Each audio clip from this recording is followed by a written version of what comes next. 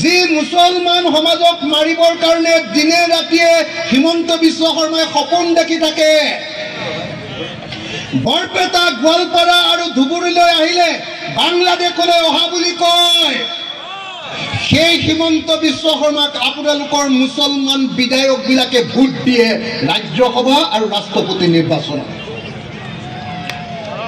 এইবোৰ গাদ্দাৰ হয়নে নহয়? হয়নে নহয় ৰাইজ? যি মুছলমান বিধায়কে বিজেপিক ভোট দিয়ে ৰাজ্যসভা নিৰ্বাচনত, যি মুছলমান বিধায়কে ৰাষ্ট্ৰপতি নিৰ্বাচনত বিজেপিক ভোট দিয়ে, সি নৰকলৈ যাব লাগে নে নালাগে? লাগে নে নালাগে? লাগে নে নালাগে? লাগে নে নালাগে?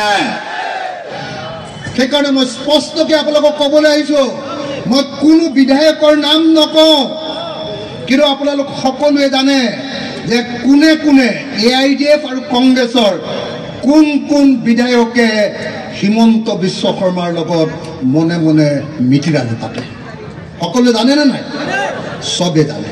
গতিকে আপোনালোকে, মই আপোনালোকক সাৱধান কৰি দিবলৈ আহিলোঁ, এইবাৰ 2026 চনত এনেকুৱা মানুহক আপোনালোকে ভোট দিব যি বিজেপি চৰকাৰৰ বিৰুদ্ধে সঁচাকৈ যুঁজিবৰ কাৰণে বিধানসভালৈ যাব। হয়নে নহয়? হয়নে নহয়? হয়নে নহয়? আমাৰ বিধানসভাত 51জন বিধায়ক আছে, 51জন বিৰোধী পক্ষৰ 51। সেই 51ৰ ভিতৰত অনলি 1 এটা মানুহেহে অকল হিমন্ত বিশ্ব শৰ্মাক গালি পাৰে। হয়নে নহয় কওক? হয়নে নহয় কওক? হয়নে নহয় কওক? হয়নে নহয় কওক? হয়নে? অকল এজনে কিয় গালি পাৰিব লাগে?